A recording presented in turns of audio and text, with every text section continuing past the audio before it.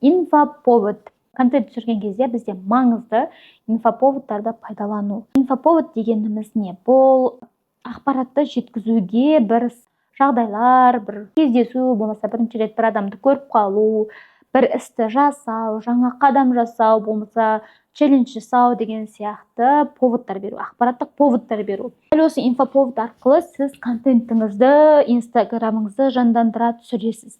Ал енді осы жерде инфоповод бізде екіге бөлінеді. Сыртқы инфоповод және ішкі инфоповод.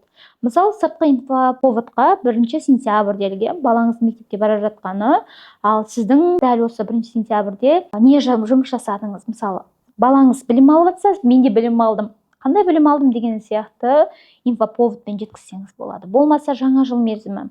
Жаңа жылға қарай бір күшті контенттер жасау, болмаса бір жаңа жылдық бір дүниелерді ұсыну деген сияқты ақпараттарды жаңа форматта жеткізу. Бұл сыртқы инфоповодтар. Наурыз, қыркүйек, жаңа жыл, тағы да басқа да осындай үлкен көлемді инфоповодтарды сыртқы деп атаймыз.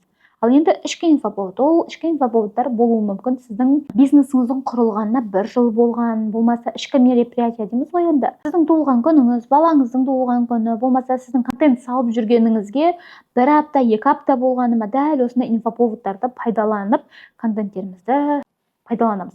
Және бұл прогресс кезінде, сторис кезінде де, парақша жүргізген кезде де оңай болады. Бәлкім инфоповод ретінде бір өзіңізге челлендж жариялайсыз.